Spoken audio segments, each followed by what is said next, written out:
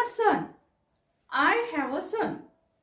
दोन्ही वाक्य बरोबर आहेत का कन्फ्युज होत आहेत?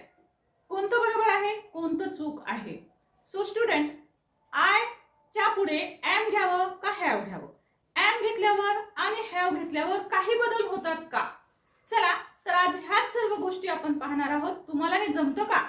जमत नसेल तर हा व्हिडिओ तुमच्यासाठी आहे की आपण एम इज आर घ्यावं का हॅव एज हॅड घ्यावं आणि का घ्यावं. चला तर बिगिनर्स साठी असणाऱ्या या सिरीज मध्ये तुम्हा सर्वांचं स्वागत आहे, ज्यात आपण शिकत आहोत फक्त 1000 शब्दांच्या सहाय्याने संपूर्ण इंग्रजी. चला तर मग आज डे 3 या दिवशी मी तुम्हा सर्वांचं स्वागत करते. आज आपण पाहणार आहोत ऍक्च्युअल डिफरन्स, की आपण कोणते हेल्पिंग वर्ब घेतले पाहिजे, कोणता शब्द आपण चूज केला पाहिजे, म्हणजे काय फरक पडतो वाक्याच्या अर्थाला.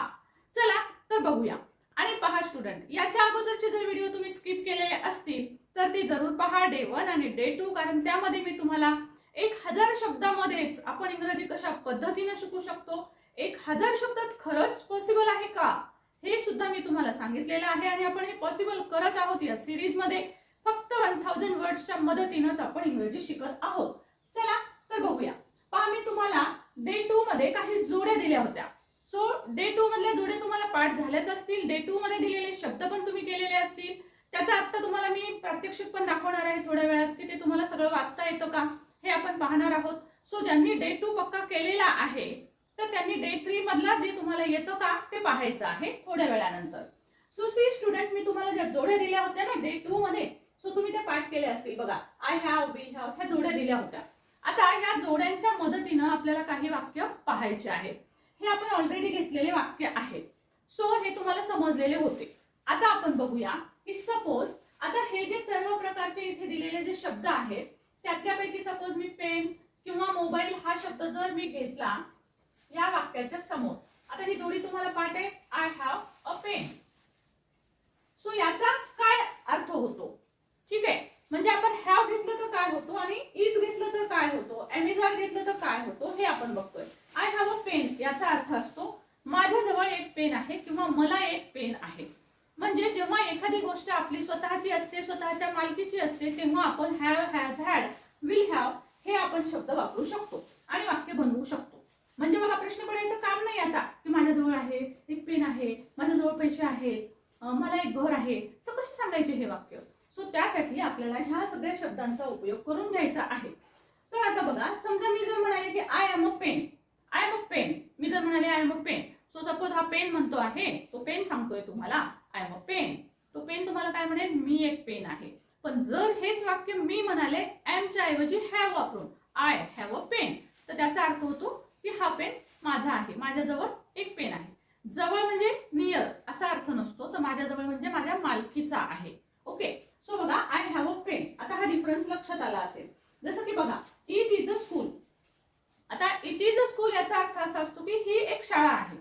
ठीक आहे, पण जर सपोज दिस इज असेल, इट इज असेल, याच्या ऐवजी जर मी म्हणाले it has a school, it has a school, suppose it म्हणजे एखादी एनजीओ आहे, एखादी संस्था आहे, इन्स्टिट्यूट आहे एखादी, ठीक आहे, आणि त्यांची एक शाळा आहे. तर मला सांगायचं आहे की त्यांची एक शाळा आहे. सो मी काय म्हणेल, इट हॅज अ स्कूल. ती जी संस्था आहे तिची एक शाळा आहे. सो मी म्हणेल इट हॅज अ स्कूल, म्हणजे त्यांची आहे, ची मालकीची आहे. सो अशा प्रकारे मालकीची आहे जेव्हा सांगायचं आहे तेव्हा आपल्याला हॅज घ्यावं लागतं. इट इज अ स्कूल याचा अर्थ वेगळा आणि इट हॅज अ स्कूलचा अर्थ वेगळा. इट इज अ स्कूल म्हणजे ती एक शाळा आहे आणि इट हॅज अ स्कूल म्हणजे त्यांची एक शाळा आहे. ओके, सो हा डिफरन्स असतो दोन्हीमध्ये. तशाच प्रकारे बघा, सपोज मी आता वी हॅव अ पेन, आता इथे सगळीकडे तुम्ही कुठल्याही वस्तूचं नाव घेऊन सांगू शकता. मी इथे तुम्हाला काही नावं दिलेली आहेत. सो याच्या ऐवजी तुम्ही कुठल्याही प्रकारचे कॉमन नाउन्स वापरू शकता जे की आपल्या 1000 वर्ड्स मध्ये येतात. आणि सगळे जे आपण नेहमी वापरतो, डेली यूजला वापरतो, तेच सर्व शब्द आहेत. सो डेली यूजचा तुम्ही कुठलाही शब्द घेऊ शकता, चेअर घेऊ शकता, सोफा घेऊ शकता, पेन, मोबाईल, बुक, नोटबुक, या प्रकारच्या कोणत्याही वस्तू घेऊ शकता आणि त्यापासून एवढे सगळे वाक्य तयार होतात. पहा, जसं की we have a pen, you have a pen, you have a pen, they have a pen, he has a pen, she has a pen, it has a pen. आता इट हा शब्द प्रामुख्याने निर्जीव वस्तू, प्राणी यांच्यासाठी आपण वापरतो, त्यामुळे अर्थानुसार वापरावं. So this has a pen. सो या पद्धतीनं आपण हे जे वाक्य आहेत ते आपण घेऊ शकतो. सो या पद्धतीनं आपल्याला हॅवचा उपयोग कळलेला असेल तुम्हाला. आता हॅव आणि हॅज मध्ये तुम्हाला हॅज कुठे घ्यायचे हे लक्षात आलं असेल बघा. हिच्या पुढे हॅज घ्यावं लागतं, सीच्या पुढे हॅज घ्यावं लागतं. हिच्या पुढे हॅव घेऊन वाक्य केलं तर ते चुकेल. ओके, आता हे काय असतं, आपल्याकडे वस्तू आहे जेव्हा अर्थ असतो तेव्हा आपण हे शब्द वापरतो. पण माझ्याकडे वस्तू होती असं जेव्हा सांगायचे, सपोज हा पेन माझ्याकडे आता नाहीये पण माझ्याकडे होता काल, तुम्ही काल लिहिताना पाहिलं काल होता, तर मला सांगायचं अरे माझ्याकडे एक पेन होता. सो मी काय सांगेल, I had a pen. I had a pen. Had घेतलं की मागच्या गोष्टी सांगण्यासाठी आपण हॅड घ्यायचं आहे. सो माझ्याकडे काल एक मोबाईल होता. I had a mobile yesterday. काल माझ्याजवळ एक मोबाईल होता. काल माझ्याकडे एक स्टोरी बुक होतं, किंवा काल तिच्याकडे एक स्टोरी बुक होतं. तिच्याकडे, सो ती म्हणजे she. So she had a story book yesterday. तिच्याजवळ काल एक स्टोरी बुक होतं. सो सीच्या पुढे आपल्याला हॅड घ्यावं लागतं.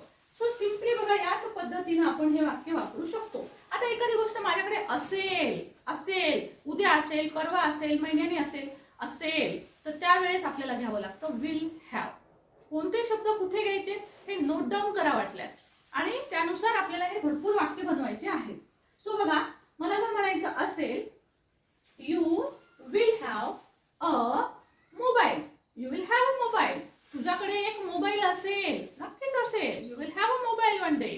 तुझ्याकडे एक दिवस मोबाईल असेल, आज नाही म्हणून काय झालं, you will have a mobile. So मोबाईलच्या ऐवजी तुम्ही कुठल्याही वस्तूंची नावं घेऊ शकता. So you will have a home or house one day. You will have a house one day. You will have a big house, big office one day. You will have a big office one day. तुमच्याकडे एक मोठं office असेल. So आज नाहीये पण ते उद्या असेल. सो या पद्धतीने बघा आपण टू बी टू हॅवच्या मध्ये डिफरन्स पण मी तुम्हाला सांगितला की कसा होतो. आता मी जे सुरुवातीला वाक्य सांगितलं होतं ते वाक्य कोणतं होतं ते, आय एम अ सन आणि आय हॅव अ सन असं जर वाक्य आलं समजा, तर बघा तुम्ही जंबल कराल, तुम्हाला गोंधळल्यासारखं होईल. सो तुम्ही सपोज असं वाक्य म्हणाले मी आय एम अ सन है ना, आणि हे वाक्य म्हणाले आय हॅव अ सन. दोन्ही वाक्यात काही डिफरन्स आहे का? येस, दोन्ही वाक्यांचे अर्थ वेगवेगळे आहेत. कसे ते पहा. आय एम अ सन म्हणजे सपोज सन म्हणजे मी एक मुलगा आहे. गृहीत धरा की मी एक मुलगा आहे, तर मी बोलत असताना म्हणेल oh I am a son, after all I am a son, I know everything. मी मुलगा आहे ना त्यांचा, सो त्यासाठी मला सगळं माहिती आहे. I am a son after all. कितीही झाले तरी मी मुलगा आहे ना त्यांचा, आय एम अ सन. तर मी एक मुलगा आहे म्हणजे मी सांगेल की मी एक मुलगा आहे. पण हे जर वाक्य म्हणाले आय हॅव अ सन, तर याचा अर्थ काय होतो, I have a son means मला एक मुलगा आहे. ठीक आहे. सो मला मुलं किती असं जर कोणी विचारलं तर मी सांगेल आय हॅव अ सन, मला एक मुलगा आहे. सो बघा फक्त सेम बाकी शब्द आहेत, पण एम वापरलं तर अर्थ कसा होतो, हॅव वापरलं तर अर्थ कसा होतो. त्यासाठी हा डिफरन्स माहिती असला की तुम्ही खूप सारे वाक्य जे आहेत ते बनवू शकता. ओके, आता बघा दिस दॅट याच्यापासून पण आपण वाक्य बनवू शकतो. इट पासून वाक्य बनवू शकतो. आता बघा आपण दिस पासून कसं वाक्य बनवू शकतो बघा. This flower, suppose this flower has a bud. या फुलाला एक कळी आलेली आहे. This flower has a bud. Okay, this tree किंवा दॅट ट्री, आपल्याला ते झाड सांगायचंय. दॅट ट्री, ते झाड. ओके, त्या झाडाला काय आहे, that tree has many branches. त्याला खूप ब्रँचेस आहे ना, त्याला खूप फांद्या आहेत. So many branches, that tree has many branches. तर खूप खूप फांद्या आहेत. सो कशाला काय आहे, माझ्याजवळ पैसे आहेत. आय हॅव मनी, माझ्याकडे पैसे आहेत. माझ्याकडे काल पैसे होते. I had money yesterday but not now. पण आता नाही आहेत माझ्याकडे. I had money. सो माझ्याकडे पैसे होते.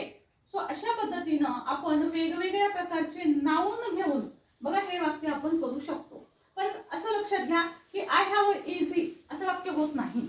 सो इकडच्या कॉलम मधले जे मी शब्द दाखवलेले आहेत ते तुम्ही या हॅव हॅज हॅडच्या सोबत वापरू शकत नाही. असे डायरेक्ट तुम्हाला थर्ड म्हणजे तिसरी जी जागा सांगते आहे मी तुम्हाला की आय ही जागा ही या शब्दांची असेल, हॅव हॅजची जागा ही दुसरी जागा असेल, आणि तिसरी जागा जी आहे ती आपण हा टेबल पाहिला, ही थर्ड जागा पाहिली आपण.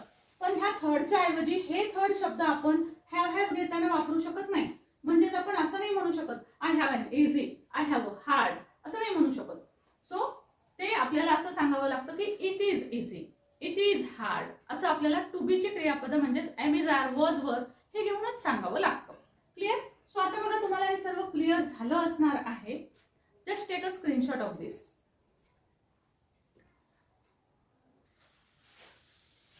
आता पहा प्रॅक्टिस साठी तुम्हाला मी इथे सो मेनी सेंटेन्सेस दिलेले आहेत.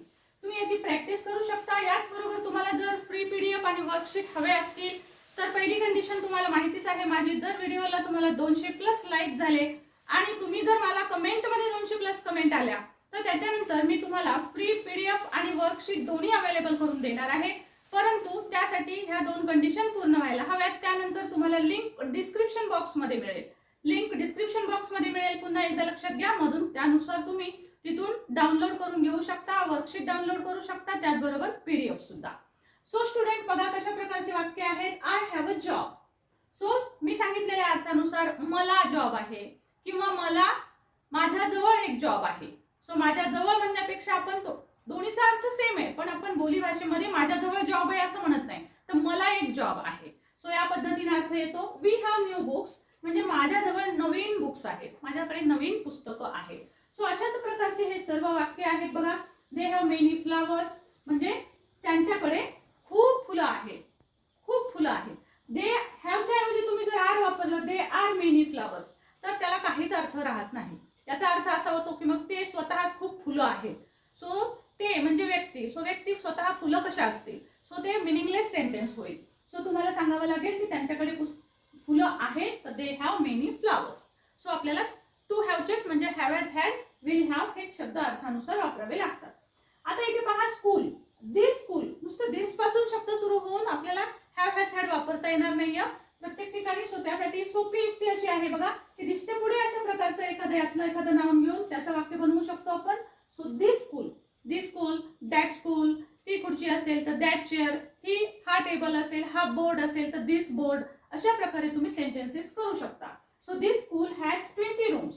ही शाळा आहे तर या शाळेला 20 रूम आहेत. So this school has 20 rooms. बघा आपण किती सारे सेंटेन्सेस तयार करू शकतो. मी सगळ्या प्रकारचे तुम्हाला सब्जेक्ट दिलेत. सब्जेक्ट म्हणजे हे जे शब्द आहेत ना ज्याने वाक्याची सुरुवात होते. सो असे खूप सारे शब्द दिलेले आहेत. आता मला तुम्हाला हे समजलंच असणार आहे तर कमेंट बॉक्स मध्ये मला हे 3 शब्द जे आहेत, 3 वाक्य जे आहेत याचे मराठीमध्ये मला भाषांतर लिहून पाठवायचं आहे. कमेंट करा. मराठीत भाषांतर लिहायचं आहे. ह्याचं चाईल्ड याचा अर्थ काय होतो मराठीमध्ये मला कमेंट करून पाठवायचे 3 वाक्यांचं. ओके. सो नक्कीच तुमच्या कमेंट मधले आन्सर मला सगळ्यांचे मिळणार आहेत. आणि हे 200 झाले की त्याचबरोबर मी तुम्हाला पीडीएफ आणि स्क्रीनशॉट पीडीएफ आणि वर्कशीट दोन्ही पण अवेलेबल करून देणार आहे. त्या व्हिडिओची सुद्धा तुम्हाला मिळणार आहेत. त्या व्हिडिओमध्ये जो भाग आपण शिकवलेला आहे, जे आपण शब्द दिलेले आहेत वगैरे वगैरे सर्व पीडीएफ जे आहेत ते तुम्हाला त्या योग्य व्हिडिओमध्ये अवेलेबल करून दिले जातील. सो नवीन असाल तर चॅनल जरूर सबस्क्राईब करा. व्हिडिओला अजून लाईक केलं नसेल तर लाईक करा. हाईप शब्द येईल HYPE तर हाईपला पण क्लिक करा. तिथेही पॉइंट्स द्या. Thank you so much for watching. नवीन असाल तर चॅनल सबस्क्राईब करायला विसरू नका.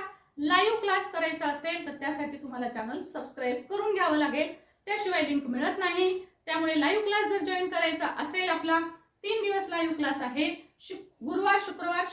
शुक्रवार, शनिवार आणि रविवार. सो हे 3 दिवस लाईव्ह क्लास होतो आपल्याला संध्याकाळी 6:30 वाजता. सो जरूर लाईव्ह क्लास करा. त्यासाठी चॅनल सबस्क्राईब करा. Thank you so much for watching. Thank you.